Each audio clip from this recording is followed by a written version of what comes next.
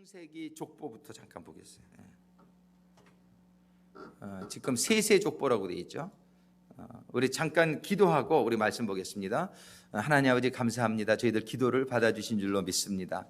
하나님 저희들의 간증을 통해서 여러 목사님들의 그런 간증을 통해서 살아계신 하나님을 다시 한번 저희들이 생각해 하심에 감사를 드립니다. 살아계신 하나님을 이제 간접적으로 체험하는 삶이 아니라 오늘 말씀을 받은 성도님들 한 분 한 분이 본인들의 삶 가운데서 더욱더 직접적인 체험되어지는 신앙이 될 수 있도록, 그래서 하나님만 바라보고 온전히 하나님을 의지하며 하나님이 인도하시는 그 길을 가는 저희들 될 수 있도록 인도하시고 축복하여 주시옵소서. 이제 매일 읽고 있는 말씀 저희들이 조금 살펴보기를 원합니다. 허락한 시간 동안에 은혜의 시간이 될 수 있도록 인도하여 주시옵소서. 예수님의 이름으로 기도드립니다. 네. 먼저 우리 그 족보를 좀 도표를 통해서 잠깐 좀 보겠습니다. 그냥 한번 이걸 이렇게 보면은 제가 시간이 없어서 자세한 건 설명을 못하고 이렇게 조금 이렇게 이해하시는 데 많이 도움이 될 거예요. 아담은 930세를 살았어요. 뜻은 이제 제가 요거를 이메일로 보내드릴게요. 근데 9대손 라멕까지 살았다는 거예요. 아담이. 그만큼 이제 그러니까 그 아담의 그런 스토리들이 자연스럽게 다 전승될 수 있었다는 걸 우리가 이제 상상할 수 있죠. 그 다음에 이제 아벨 대신해 주신 셋이 있죠. 셋. 이거 좀 믿음의 족보만 보는 겁니다. 지금 그 예수님의 족보 마태복음과 누가복음에 나온 거기에 사람들만 기준으로 보는 거예요. 셋은 대신한 자다, 기초를 이런 기초를 세우는 자다, 이런 의미가 있어요. 그래서 이제 아담이 이제 셋을 통해서 신앙의 기초가 이렇게 생겨지게 하시겠다라는 그런 하나님의 뜻이 그 이름을 통해서 나와 있는 거예요. 그러니까 이 족보가 많은 삶을 설명하고 있지는 않지만은 하나님이 한 사람 한 사람의 이름이 또 그 사람의 수명이 우리에게 시사하는 바가 있단 말이에요. 그 다음에 에노스, 3대 에노스는 깨지기 쉽다, 약하다, 이런 뜻이에요. 그래서 우리가 신앙의 기초를 가지고 살다 보니까 사람이 참 연약하다는 걸 깨닫게 되는 거죠. 연약하다는 거. 그때부터 창세기 4장 26절에 보면 사람들이 비로소 여호와의 이름을 불렀더라, 이런 기록이 있어요. 우리가 연약할 때 하나님을 영광 받으시게 될 줄로 믿습니다. 우리가 연약할 때 하나님을 찾는 거예요. 그죠? 그러니까는 우리가 연약한 것도 은혜의 통로가 되는 줄로 믿습니다. 예. 그래서 에노스가 연약할 때에 예배가 시작되어졌다고 기록하고 있어요. 이 에노스는 노아 때까지 노아와 84년을 함께 살았다고 볼 수 있고, 그 연도를 계산해 보면요.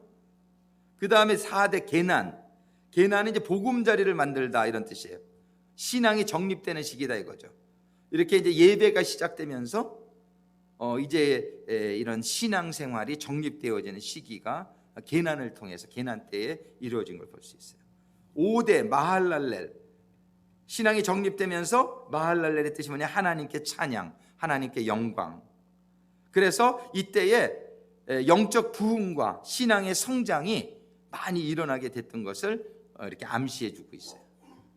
그 다음에 야렛, 6대 야렛은 보면은 높은 곳에서 낮은 곳으로 내려온 자라는 뜻을 가지고 있어요. 우리 주님을 다 상징하죠. 이렇게 이제 이름들을 보면은. 그래서 또 겸손한 자의 삶을 볼 수가 있어요. 그 사람은 자기 아들 에녹을 이름을 봉헌이라고 짓습니다. 바친다는 뜻으로 줘요. 그러니까 그만큼 야렛은 이렇게 헌신되어 있는 사람임을 볼 수 있죠. 그래서 에녹을 낳는데 에녹은 받침받은 자, 봉헌된 자, 이런 뜻이에요. 근데 그 에녹 이름에서 우리가 볼 수 있지만은 예수님을 의미한다는 걸 볼 수 있죠. 예수님이 바쳐진 자죠. 그런데 참 재밌는 사실은 가인의 자손 중에도 에녹이라는 이름이 있어요. 에녹 뜻은 똑같잖아요. 뜻은 똑같은데 가인의 자손 중에 에녹은 세상에 바친 자가 돼버렸어. 뜻은 바친다는 뜻인데 누구에게 바쳐지느냐가 큰 차이를 나타낸다는 걸 우리가 볼 수 있는 것이죠. 이름만 좋다고 다 되는 게 아니에요. 그죠? 이름을 바친다, 봉헌된다인데 세상에 바쳐지는 인생도 얼마나 많을 수 있냔 말이에요. 근데 이 에녹은, 셋의 자손 에녹은 하나님께 바친 자로 살아갑니다. 그가 하나님과 동행했다라는 기록을 가지고 있는 자고요. 에녹은 죽지 않고 하늘로 올려진 자예요. 에녹은 바로 예수님의 부활을 이렇게 예표적인 사건으로 보여주는 것이죠. 우리는 하나님과 동행하게 될 때에 부활에 이르게 될 줄로 믿습니다. 이 에녹을 통해서 그걸 시사해 주시는 거예요. 그리고 그 에녹은 그 아들이 무두셀라라고 이름을 짓게 돼요. 근데 무두셀라를 나면서부터 성경에 보면 한번 우리 창세기 5장 21절 22절 보겠어요. 창세기 5장 누가 한번 크게 한번 읽어줘 보세요. 창세기 5장 21절 22절. 제가 읽어야 되겠다. 이게 녹음이 되니까, 이게 제가 안 읽으니까 녹음이 안 되더라고요. 제가 읽을게요. 에녹은 65세에 무두셀라를 낳았고, 22절 잘 보세요. 무두셀라를 낳은 후 300년을 하나님과 동행하며 자녀를 낳았으며, 무두셀라를 낳기 전에는 동행했다는 얘기가 안 나와 있어요. 근데 무두셀라를 낳은 후 300년을 하나님과 동행하며 자녀를 낳았으며, 그 다음에 24절에 보면 에녹이 하나님과 동행하더니 하나님이 그를 데려가심으로 세상에 있지 아니하더라. 근데 하나님과 동행한 게 언제부터냐면 무두셀라를 낳은 후라는 기록이 되어 있어요. 여기 참 재밌는 거예요. 여기 무슨 일이 있었을까 생각해 볼 수 있는데, 이 이름을 질 때 하나님이 거의 다 감동해 주신 이름이라고 우리가 볼 수 있는데, 무두셀라를 낳을 때 하나님이 이 무두셀라라고 저라 에녹에게 그런 거예요. 근데 무두셀라의 뜻이 뭐냐면 그가 죽을 때 심판이 있으리라, 이런 뜻이에요. 그가 죽을 때. 그래서 무두셀라가 딱 죽는 그 해에 홍수가 일어나요. 무두셀라가 딱 죽은 해에. 그러니까는 이 에녹이 하나님이 아들을 주셨는데 이름을 무두셀라라 하니까는 에녹이 깜짝 놀란 거예요. 얘 죽을 때 이 세상이 끝이 난다라는 거를 에녹은 알았던 거예요. 그러면서 그때부터 그의 삶이 굉장히 조심스러웠고 하나님과 동행하는 경건한 삶이 이루어진 것으로 우리가 보여진단 말이죠. 우리는 이 종말론이 참 중요해요. 근데 사단 마귀가 이 종말론을 막 흐트려놨죠. 시한부 종말론 이런 걸 가지고. 그런데 무두셀라가 죽을 때 심판이 온다 그랬지 무두셀라가 언제 죽은다 이런 말씀은 안 하셨거든요. 근데 지금 종말론은 성경에 보면 예수님 때부터 종말이 이제 금방 올 거라고 생각을 하고 살라는 거예요. 그러한 종말론을 가지고 있는 게 얼마나 좋냐면 우리의 삶이 늘 조심하고 종말을 준비하는 삶을 우리가 살면서 경건한 삶, 하나님과 동행하는 삶을 살 수가 있어요. 근데 종말이 언제 와? 2000년 전부터 있던 얘기인데 이런 얘기하는 사람들은 생활이 대부분 방종해집니다. 마음대로 살죠. 그냥 시간 낭비하죠. 그저 시간 쪼개서 말씀 보고 시간 쪼개서 기도하고 하질 않고 그냥 종말이 그저 멀리 있다라고 생각하는 사람은 그냥 세상 되는 대로 사는 거예요.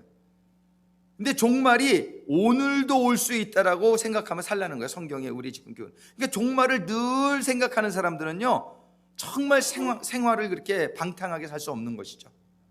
늘 조심하고 늘 기도하고 늘 깨어서 기도하고 성경이 늘 깨어서 기도하라 그랬으니까요. 그렇게 사는 거예요. 그러니까 에녹의 삶이 그렇게 된 거예요. 무두셀라를 딱 주셨는데 무두셀라의 뜻을 하나님이 그러니까 무두셀라라고 지어라. 근데 그 무두셀라는 히브리어니까 딱 알죠. 맨날 부르면서 얘가 죽을 때 심판이 온다. 얘가 언제 죽을지는 모르지만 얘가 죽을 때 심판이 온다라 그랬으니까 사람의 수명이라는 게 한계가 있는 거니까요. 그러니까 그 아버지는 무두셀라를 매일 부르면서 자기 마음을 늘 이 종말에 초점을 맞춰서 하루의 삶이 준비되어지는 경건한 삶을 살 수 있지 않았겠느냐 이렇게 보는 거예요.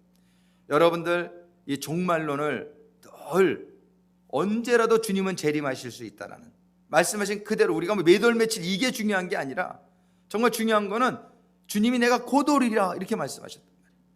그리고 언제 올지 모르게 이렇게 온다라는 거예요. 늘 너희는 깨어서 준비하고 있어라. 주님이 이렇게 말씀하시 그냥 그 말씀 붙드는 거예요. 주님은 내일이라도 오실 수 있다. 오늘 밤이라도 오실 수 있다. 이렇게 생각하는 사람은 우리의 삶을 경건하게 사는 하나님과 동행하는 에녹과 같은 삶이 되는데 큰 도움이 될 줄로 믿습니다. 그래서 무드셀라가 그 뜻이 있어요. 그 다음에 무드셀라의 아들 라멕이 있어요. 라멕은 능력 있는 자라는 뜻이에요. 믿음의 능력. 근데 이 가인의 자손 중에도 또 라멕이 있어요. 이 이름이 같은 사람이 두 명이에요. 아까 누구라 그랬어요? 에녹. 에녹은 바쳐진다는 뜻인데 세상에 바쳐진 자가 됐고, 가인의 자손은 셋의 자손은 하나님께 바쳐진 건데, 라멕도 또 가인의 자손 중에도 보면 라멕이 있어요. 근데 능력 있는 자라는 이름은 참 좋은 거예요. 근데 그 가인의 자손 라멕은 세상적으로 능력 있는 자가 되려고 살았어. 그러니까 세상에서는 굉장히 유명한 자가 됐어요, 라멕이. 그런데 그것의 결국은 멸망인 줄로 믿습니다. 다 멸망당했단 말이에요. 그래서 이 가인의 자손 6대손 이후에 기록이 없어요. 근데 셋의 자손은 능력이 있는데 어떤 능력인지가 중요한 거란 말이에요. 우리는 하나님 안에서 능력 있는 자 되기를 주님의 이름으로 축원하는 거예요. 하나님 안에서 믿음의 능력이 있는 자, 기도의 능력이 있는 자, 이런 자가 축복받은 자인 줄로 믿습니다. 노아, 그 다음에 무드셀라의 손자 노아를 낳는데 이름이 뭐예요? 안식. 그 다음에 뭐예요? 위로. 심판 후에 위로가 이제 하나님 위로가 임할 거라는 것을 예상할 수 있는 것이죠. 이 노아는 아브라함, 이제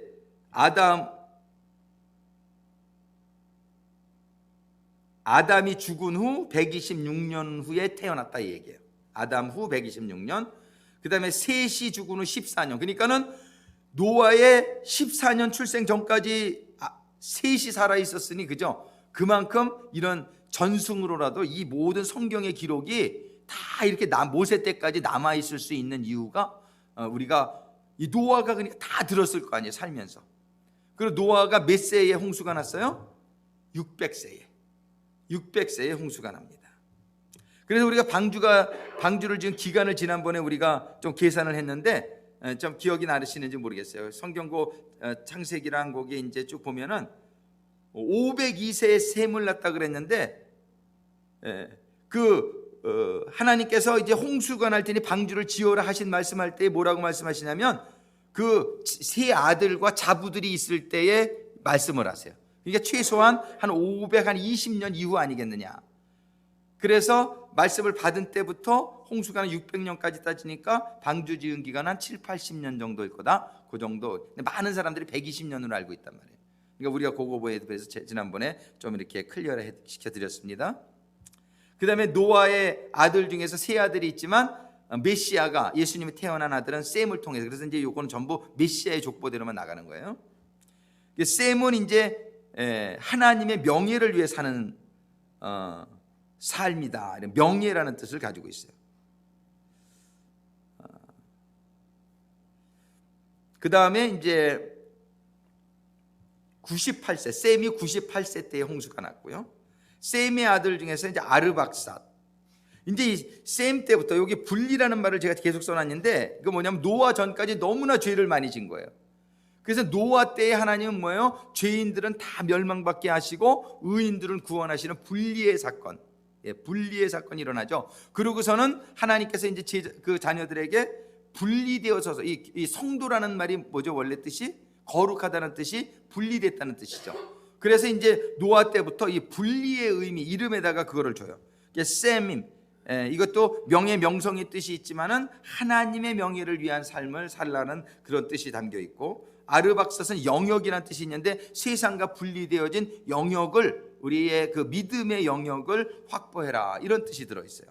그 다음에 셀라는 보냄을 받은 자, 뻗치다, 이런 뜻이 있는데 그건 뭐냐면 이런 세상으로부터 나온 자다, 이런 뜻이에요. 셀라. 그러니까 전부 이제 이 성도의 삶이 이렇게 돼야 될 것을 말씀해 주시고 있어요. 근데 가이난은 왜 집어넣냐면 구약에서는 가이난이라는 사람이 안 나와요. 근데 누가복음 족보에 보면 가이난이 셀라와 에벨 사이에 들어가 있어요. 그래서 이게 굉장히 이제 여러분들이 궁금해하실 수 있을 것 같고 그래서 적어놨는데 이 신학자들의 해석은 이 가이난이라는 사람의 정체를 정확히 알 수가 없어요. 그래서 지금 뭐 여러 가지 설이 있지만은 가이난은 셀라의 쌍둥이 형이 아니었겠느냐 이렇게 많이들 생각해요. 그래서 그 장자권을 이렇게 이제 따지니까요. 셀라의 가이난이 장자였는데 바로 어떻게 죽었든지 해가지고서 에벨에게 그것이 자식이 없이 가이난이 죽자 에벨에게 넘어온 것이 아니냐 이렇게 봅니다. 그냥 요 정도로만 설명했는데 누가복음을 보게 되다 보면은 여러분들 누가복음 3장 35절에서 36절에 보면은 셀라와 에벨 사이에 가이난이라는 이름이 들어가 있어요. 근데 그건 그렇게 해석한다. 이렇게까지만 말씀드리겠습니다. 그 다음에 이제 셀라의 아들 중에 이제 에벨은 건너온 자라는 뜻이에요. 우리 신앙생활은 이렇게 신앙생활하다 보면 어떤 분들은 건너야 될 선을 안 넘는 분이 많이 있어요. 그래서 이렇게 신앙생활을 이렇게 할까 말까 이렇게 교회는 다녀도 그냥 믿음이 이렇게 그냥 믿을까 말까 이제 이런 거는. 근데 우리 신앙생활은 건너야 되는 줄로 믿습니다. 우리 신앙생활은 건너야 돼요. 그 믿음의 선을 건너야 돼요. 건너온 자라는 뜻이 있어요. 그다음에 벨렉, 분리라는 뜻이 있어요. 벨렉이라는 이름 자체에 나님 분리. 이때에 바벨탑 사건이 일어나죠. 바벨탑 사건 때에 언어가 혼잡해지고 인류가 분산이 되어지죠. 벨렉의 아들 루, 친구나 이웃이란 뜻이 있는데 이때부터 근데 문제가 뭐냐면 하나님께서는 하나님과 친구 되어지라고 이름을 친구라고 진 건데 이 사람은 세상과 친구 되어진 삶을 살게 돼요. 그래가지고서 이제 이름과 이렇게 이름의 뜻은 좋은데 이제 세상적으로 사는 삶이 많이 나타나게 돼요. 수룩, 이거는 뭐냐면은 칭칭감다 이런 뜻이에요. 우리가 정말 하나님에게 칭칭감겨줘야 되는데 이 사람은 세상에게 칭칭감겨진 삶을 또 살게 돼요. 나홀, 숨이 차다 이런 사람인데 하나님의 일을 하느라고 숨이 찬 삶을 살라고 하나님이 이런 이름을 주셨는데 죄를 짓느라고 숨이 차가지고 제일 단명하게 돼요. 이 사람이 이렇게 단명하게 된 건 죄가 원인이다. 수명을 보면 점점 짧아지는 걸 볼 수 있죠. 데라의 이름에 보면은 이주하다라는 뜻이 있는데 체류하다라는 뜻도 있어요. 여러분들 지난주에 설명해 주셨는데 사도행전에 보면은 7장에 여러분들 요거를 잘 지난번에 설명을 제가 했나요? 갈대와 우루에 살 때에 하나님께서 떠나라 그래요. 아브라함에게. 그러니까 아들이 떠나니까는 아버지가 쫓아온 거예요. 아들 얘기를 듣고. 근데 오다가 하란쯤에 와가지고 야 여기서 좀 있다 가자. 그 데라의 이름이 체류하다, 지체하다 이런 뜻이 있어요. 그래가지고 하란에서 지체하게 된 거예요. 지체를 했는데 여기서 우리가 한 가지 좀 해석상에 어려운 일이 있을 수가 있어요. 여기에 보면은 한번 사도행전 2장 7장을 한번 보세요. 사도행전 7장 요거 보면은 조금 헷갈릴 수 있는 부분인데 여러분들 사도행전 7장을 먼저 보면은 거기에 무슨 말씀이 있냐면은요 7장 4절에 이런 말이 있어요. 아브라함이 갈대아 사람의 땅을 떠나 하란에 거하다가, 그렇죠? 아브라함이 갈대아 사람의 땅을 떠나 하란에 거하다가 그 아비가 죽음에 하나님이 그를 거기서 너의 시방과는 이 땅으로 옮기셔. 여기 죽음에 이런 단어가 있죠. 그러면은 그 아비가 죽은 다음에 아브라함이 떠난 것 같단 말이에요. 그죠? 여기를 딱 이렇게 보고서 이제 창세기 11장을 보세요. 창세기 11장에 보면은 11장 31절 32절 읽어드립니다. 데라가 그 아들 데라는 아브라함의 아버지죠. 하란의 아들 그 손자 롯과 그 자부 아브라함의 아내 사레를 데리고 갈대아 우르에서 떠나 가나안 땅으로 가고자 하더니 하란에 이르러 거기 거하였으며 데라는 205세를 향수하고 하란에서 죽었더라 그랬죠. 데라가 205세를 향수하고 하란에서 죽었는데 아브라함이 하란을 떠날 때가 몇 세냐면 12장 4절을 보세요. 12장 4절. 이에 아브라함이 여호와의 말씀을 쫓아갔고 롯도 그와 함께 갔으며 아브라함이 하란을 떠날 때 그 나이 몇 세예요? 75세였더라. 자, 아브라함이요 하란을 떠날 때 나이가 75세예요. 그러면 데라가 아브라함을 몇 살에 낳았다고 그러냐면 70세에 낳았다고 그래요. 70세. 데라가 아브라함을 70세에 낳습니다. 거기에 보면은 11장에 보면 데라가 11장 26절에 보면 데라는 70세에 아브라함을 낳았어요. 그죠? 그럼 보세요. 데라가 70세에 아브라함을 낳았으면, 그죠? 그리고 하란에서 떠날 때가 몇 살이에요? 아브라함이 75세라 그랬잖아요. 그러면 그때 데라는 몇 살이에요? 145. 계산 잘하시네. 그럼 145살이었어요. 그죠? 145살이었는데 하란에서 데라가 몇 살까지 살았어요? 205세까지 살았다는 얘기 아니에요. 그죠? 정리합니다. 아브라함은 하란을 떠난 게 분명히 75세라고 돼 있어요. 그때의 데라의 나이는 145세예요. 그죠? 그럼 145세 때에 아브라함이 아버지를 하란에 두고 떠난 거예요. 그러면 지금 사도행전 7장 4절에서 말하는 그 아비가 죽음에 아브라함이 떠난 것처럼 돼 있잖아요. 그럼 아버지가 죽은 게 몇 살에 죽었다고 돼 있어요? 205세를 죽었다고 돼 있잖아요. 그럼 이게 문제가 생기잖아요. 그죠? 분명히 145세에 떠났는데 창세기 기록에 보면, 그러면은 사도행전 7장 4절의 말씀이 뭔가가 문제가 있다는 거죠. 그죠? 죽음에가 잘못되어 있는 거예요. 이 죽음의 단어가 그 히브리어로 보면은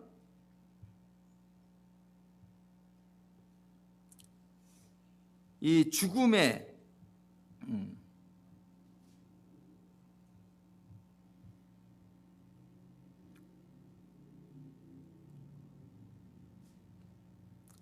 제가 여기 그 죽음에라는 단어가요.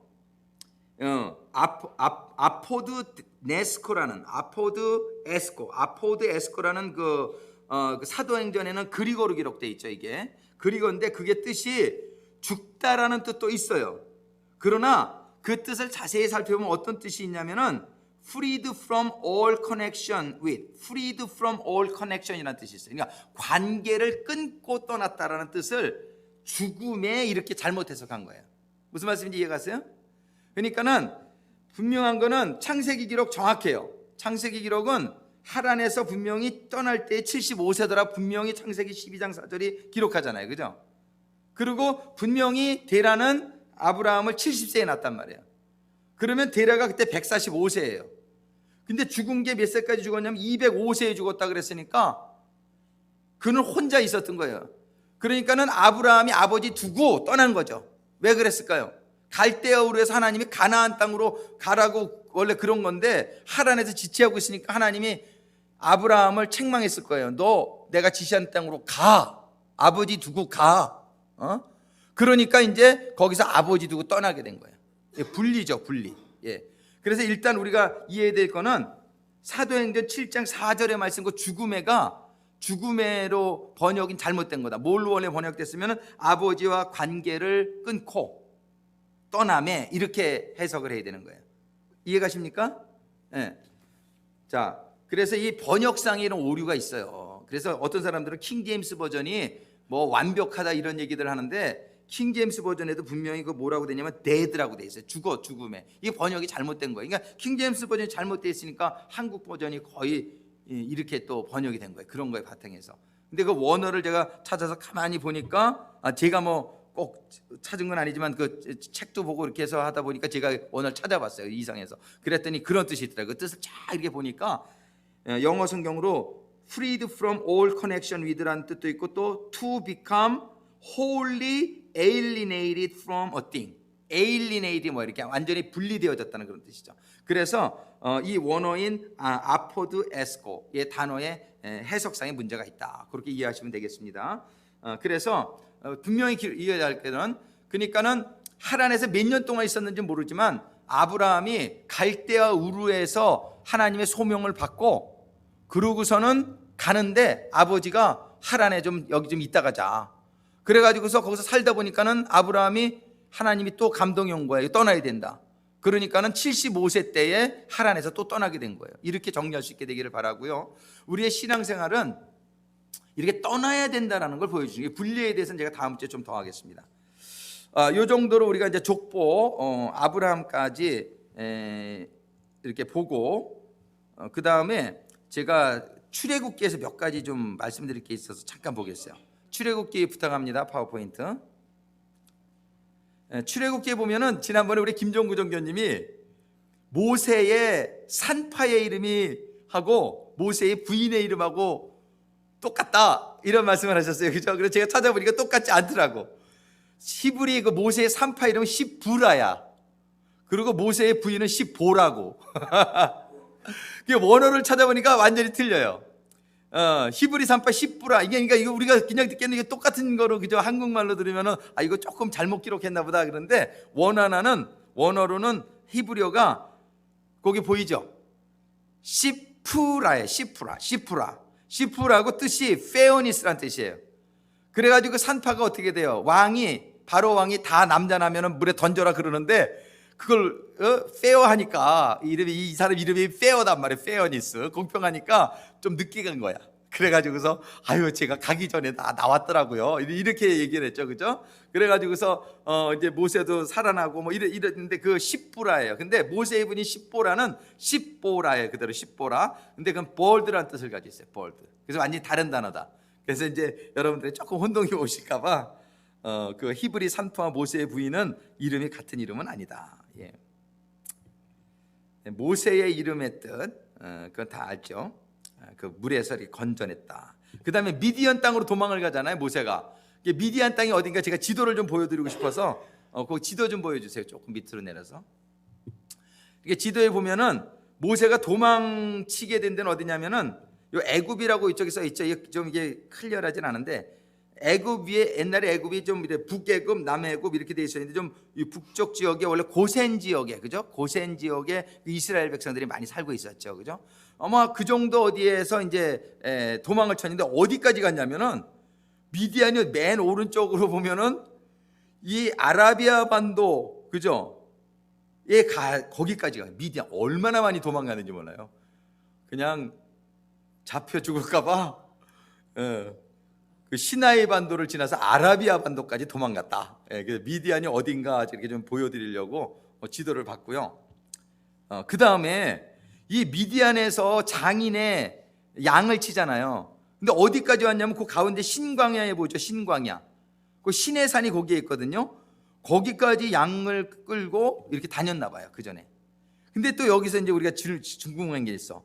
모세의 장인의 이름. 그 밑에 보세요. 이 지도 밑에. 모세의 장인의 이름이 보면은요 좀 헷갈리게 나와요. 출애굽기 2장 18절에 보면 루엘이라고 나와요. 루엘. 그죠? 그런데 출애굽기도 3장 1절에 보면 금방 그 바로 밑에 이드로라고 나와요. 장인의 이름이. 그러면 이드로와 루엘 이게 어떻게 된 거냐? 근데 또 한 가지 더 헷갈리는 게 민수기에 보면 민수기 10장 29절에 보면 모세의 장인 미디안 사람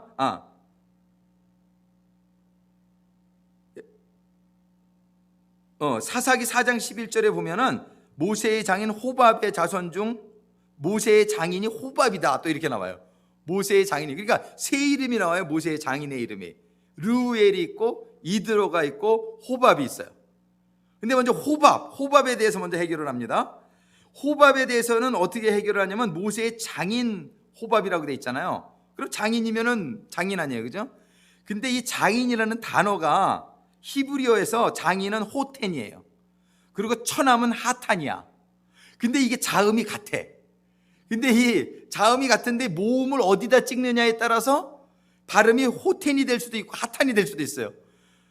그런데 이 옛날에는 인쇄기가 없어가지고 서기관들이 이게 하다가 점을 잘못 찍은 것 같아. 그래서 처남의 이름이 호밥이거든요. 그러니까는 호밥은 분명히 장인의 이름이 아니에요. 요거는 원서를 이 스크라이버 카피하던 사람이 점을 잘못 찍어서 이루어난 일이다 이렇게 봐요.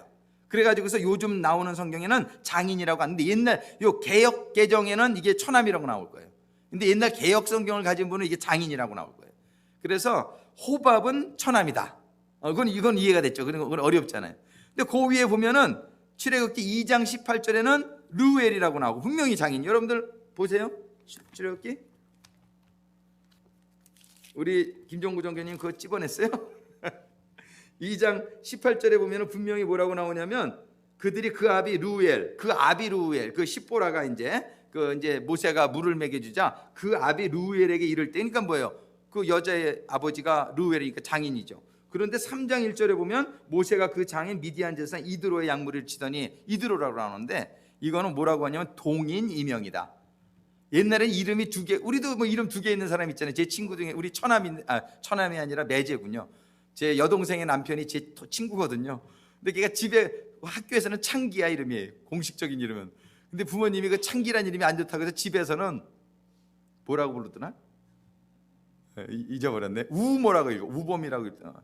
하여튼 그래. 이름이 두 개예요. 이제 그런 경우 있죠. 우리도 그죠. 어른들이 옛날에 이름을 져놓고 호적에 올려놓고서 그거 안 좋아. 그래가지고서 그러고 보니까 우리 아들도 이름이 두 개네요. 우리 유자로 하다가 유인이 유선이 유신이라고 했는데 우리 아버님은 꼭 그 돌림자 써야 된다는 거예요. 돌림자. 돌림자가 병자거든요. 근데 저는 아들 이름에 꼭 믿을 신자를 넣고 싶었어요. 근데 신자를 넣으면 병신이 되잖아. 그래서 아버지하고 얘기해서 아버지 제가 이 병신은 정말 안 되겠네요. 제가 그냥 유신이라고 하겠습니다. 그랬더니 아버지가 그래라 그래놓고 호적을 올리실 때는 아무래도 돌림자를 또 안 쓸 수가 없으니까 병신은 못 쓰고 병진이라고 하셨어. 그래가지고 걔 이름이 한국에서는 우리 아버님은 병진이라고 불러요. 그런 경우가 있죠. 그러니까는 이 모세의 장인도 이름이 두 개다라고 해석을 합니다. 그래서 여러분들이 그렇게 이해하실 수 있게 되기를 바랍니다. 그 다음에 시내산과 호렙산, 이것도 좀 헷갈리는 부분이에요. 시내산과 호렙산이 이게 같은 산이냐 아니냐, 이렇게, 왜냐하면 꼭 여기 구절이 많이 적여놨는데 꼭 같은 대로 이렇게 쓰는 경우가 많이 있어요, 성경에. 그래서 이거를 조사해 봤더니 그 지역이 호렙이에요. 그래서 그 지역 안에 시내산이 있는 거야. 그러니까 어떤 사람은 그걸 호렙산이라고도 부르고 또 어떤 사람은 그냥 시내산인데, 시내산이 정확한 명칭인데 호렙이라는 그 지역이 호렙 지역이기 때문에 호렙산이라고도 가끔 불렀다. 그래서 여러분들이 그 같은 뜻이다 이렇게 이해하시면 되겠습니다. 시간이 또 다 가서 이 정도로만 보겠습니다. 그래서 그 빨간색 이렇게 쭉 내려보면 있는데 제가 이거 나중에 이메일로 보내드리도록